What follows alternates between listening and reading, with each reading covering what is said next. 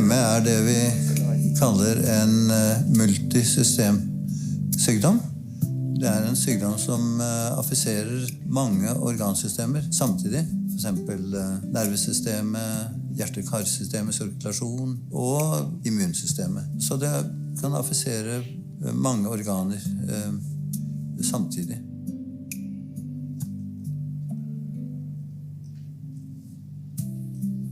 Nå deler vi jo ME inn i 4 grader. Lett, moderat, alvorlig og svært alvorlig. Og de som har det i alvorlig eller svært alvorlig grad, det en tung sykdom å ha. Jeg har selv sagt og skrevet at svært alvorlig ME en av de faktisk verste sykdommer man kan ha.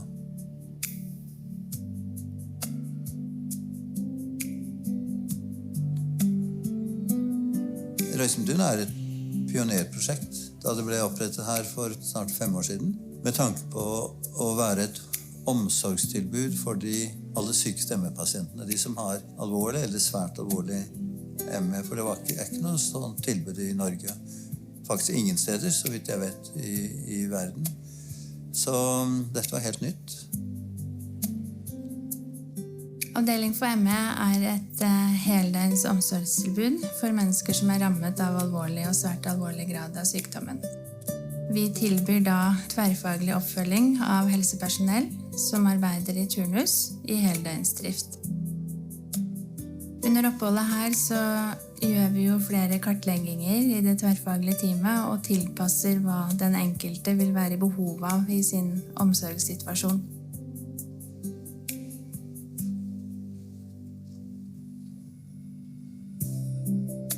Vi har ansatte som har kompetanse innen tilnærming for ME-pasienter, og det rolige bevegelser, det visking, lav prat, det ingen parfymebruk. Vi tar veldig hensyn til alle beboerne.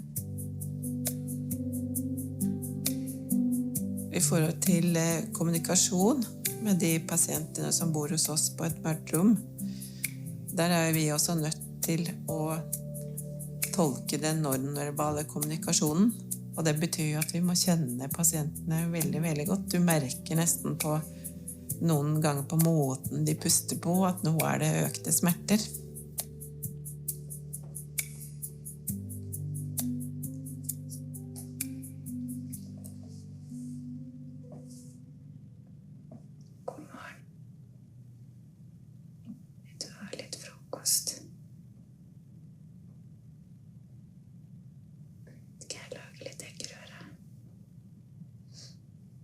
Kjempefint.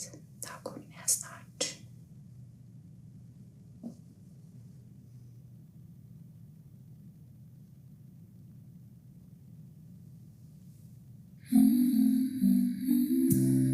Det som jo spesielt med Røysumtunet at vi for første gang så har vi mulighet til å samle flere pasienter med samme sykdomsgrad. Og det gir oss mulighet til å få erfaring og til og med å få forskningsresultater fra denne pasientgruppen.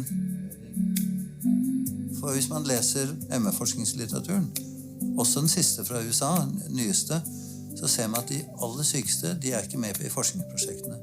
Og en grunn til det at de så syke at de kommer ikke engang til sykehus, og de kan ikke være med på laboratoriestudier, for eksempel. Selv med det å ta en blodprøve kan være vanskelig. Nå har vi her på Røysumtunet har vi faktisk en unik mulighet til å mer systematisk å studere også de aller sykeste ME-pasientene.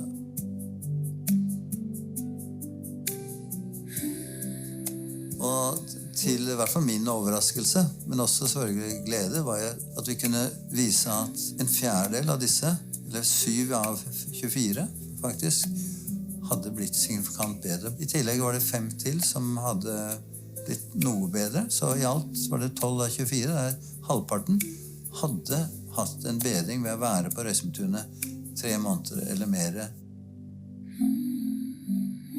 Men vi tror at det har en sammenheng med at vi tar disse pasientene på alvor. Denne brukergruppa har opplevd å ikke bli trodd i mange år, ikke bli tatt på alvor. Og det føler jeg jo at det det de setter mest pris på når de kommer til oss. Den tryggheten av å være en plass der man blir trodd. Man blir trodd på at man har ME.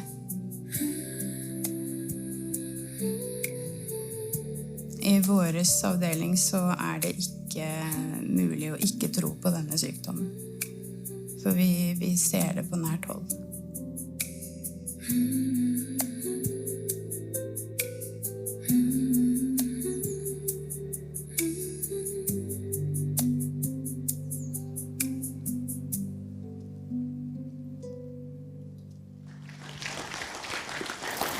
Thank you.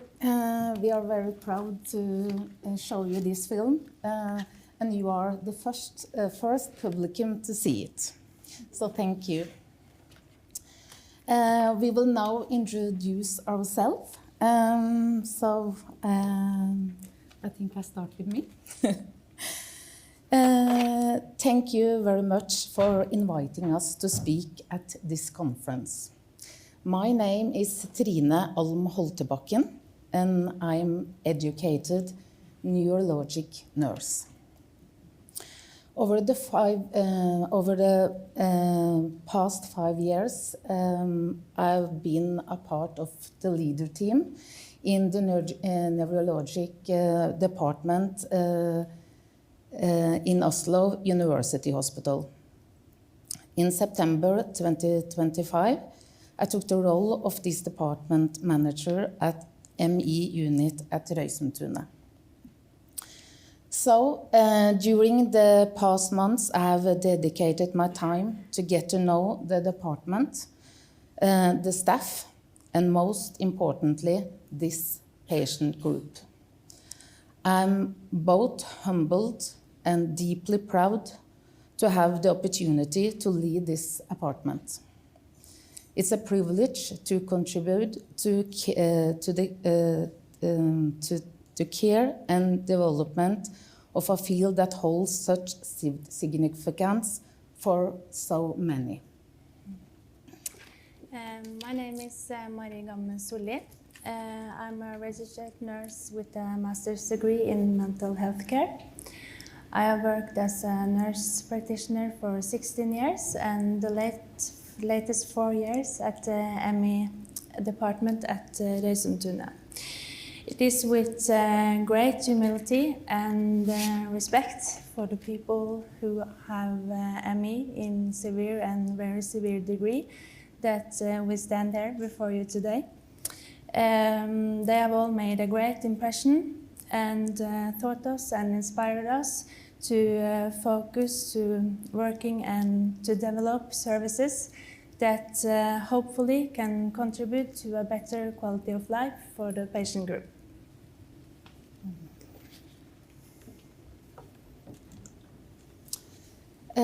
So we declared no conflict of interest. I will now present our department and care service we provide. The ME department is a 24-hour care service for individuals diagnosed with MI, CFS. This service was established in Røysumtunet at 2021.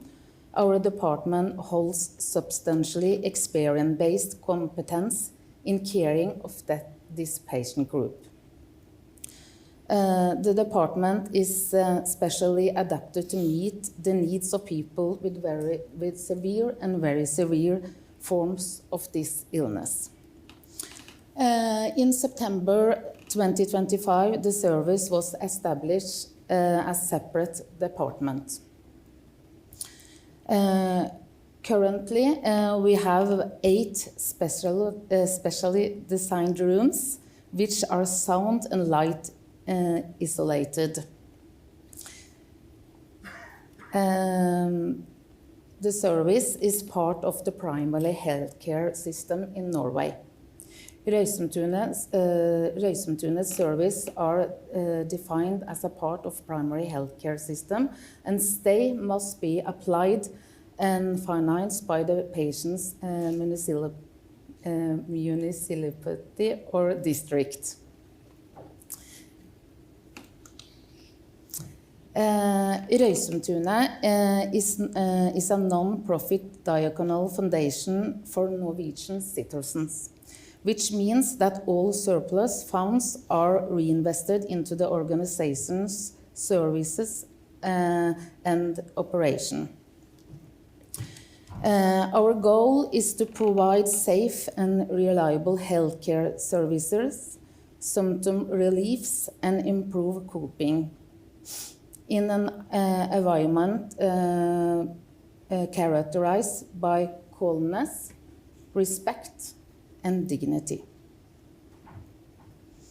We operate as part of municipally level rehabilitation services.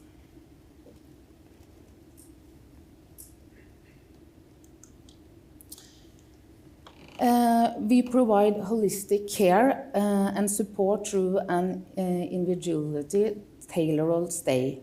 Our goal, mapping visitors prior to arrival with a strong focus on knowledge transfer upon return to home, municipality or district. An individually adapted care plan based on each patient's functional level, continue follow-up of primary care team through all the stay, and stimuli reduce measures such as adapted light and sound shielding.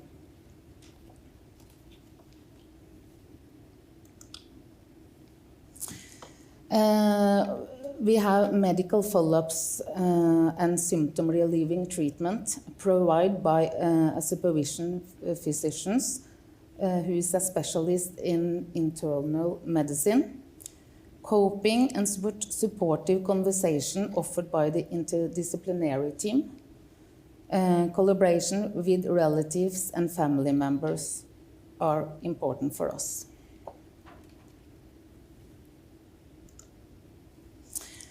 The interdisciplinary team is composed of nurses with professional expertise in neurology, rehabilitation, and mental health, as well as physiotherapists, occupational therapists, health professionals, and assistants.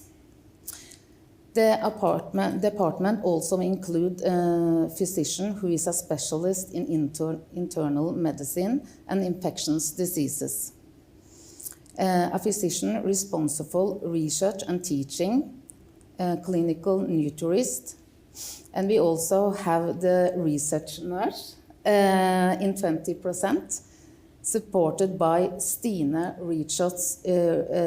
Research Fund. And totally in the department, we have 25 full-time employers.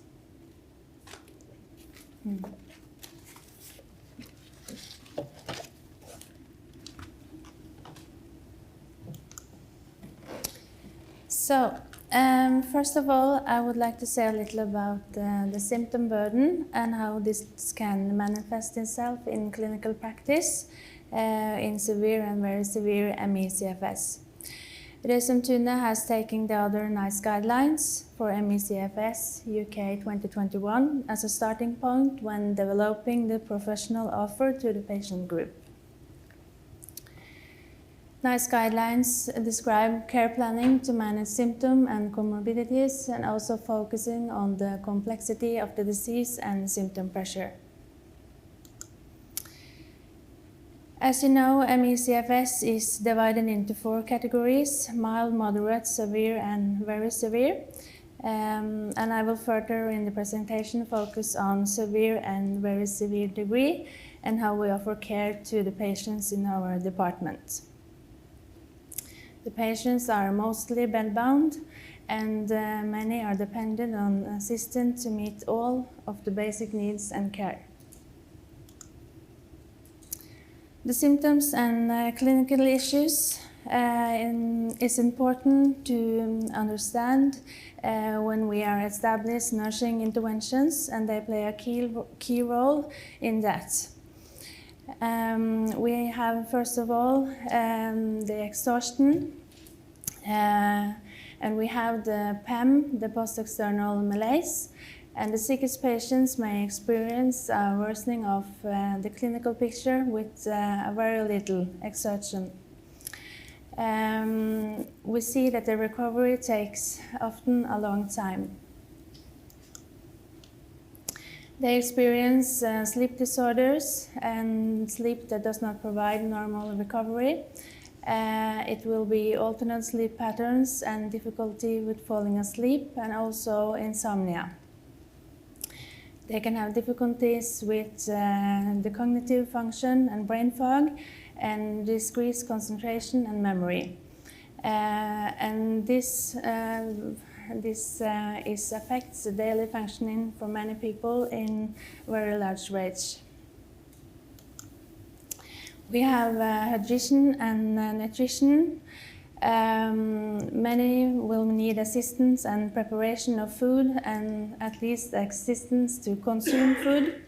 Many can be in need of IV administration or fluid when this pregnancy occurs in PEM. Some may need internal or parenteral nutrition. It also can occur problems with dental health, and it's important to be aware of the renutrition syndrome.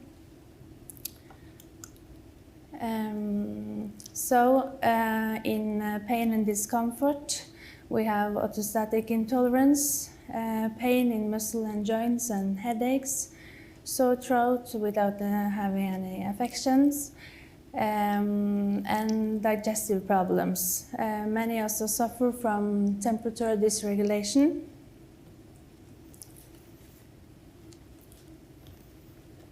So, in 2025, as you saw in the video, Røysumtunet published its first research article.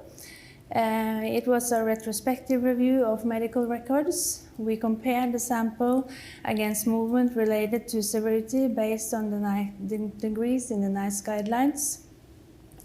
People with ME/CFS were diagnosed according to the Canadian consumption criteria, or aged 18 or above with severe or very severe ME/CFS, according to the UK NICE guidelines, were in the study. So it was 20 women and 4 men with the confirmed diagnosis. It was 7 very severely affected and 7 severely affected, age range from 18 to 68 years. 7 patients showed significant improvement, and 5 others showed some improvement, in total 50%. Patients who improved were younger, with a mean age of 30.9 years, compared to 39.8 years. This is, as far as we know, the first report on specialized care in a specialized facility for the most severely affected ME/CFS patients. 50% showed significant or partial improvement, and the mechanism behind this improvement are discussed but require further studies. So we have bring with us printouts that are available at the front desk, so you are all welcome to take one home if you want to study it further.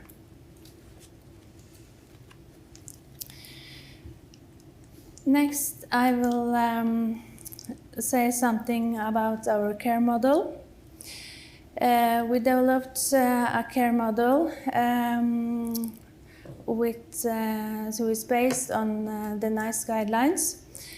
We call it functional and description plan, who is used to assessing and structuring the clinical follow-up during the stay. It is based on a mapping and description of the resident situation and symptom burden. The tool is used in the daily care for activity control during the stay. The goal is to contribute to individually adapted care and create predictability for the exercise of care needs. We hope to provide better conditions for being able to carry out the best possible nursing interventions and measures. We map the following areas by observation. We have physical examination, nutrition and fluid balance, observation and mapping of PEM and pain symptoms, sensory sensitivity, and social conditions.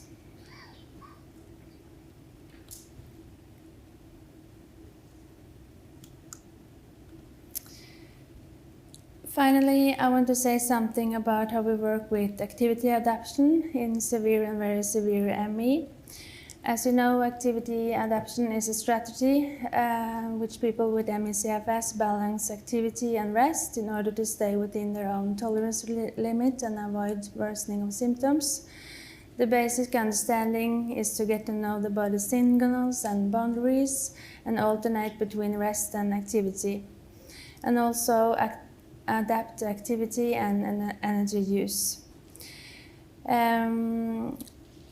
We are mobilizing activity adjustment by adapting movement patterns, relieving aids, positioning and relief, and we offer bed rest when needed. The goal of activity adjustment is to stay within the tolerance limit and avoid PEM.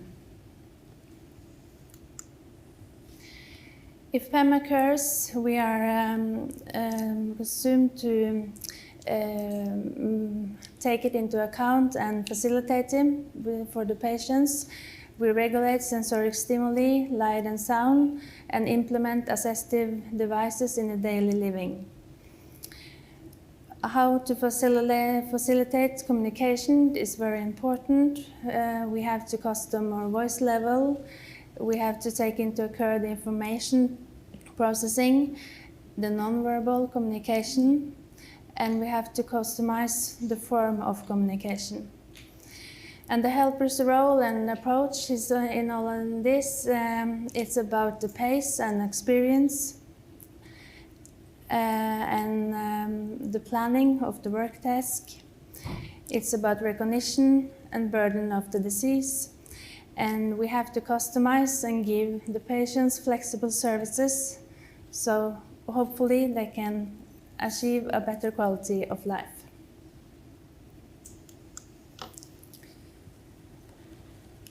So here is our contact information for our apartment, and thank you again very much for the opportunity to speak to you today.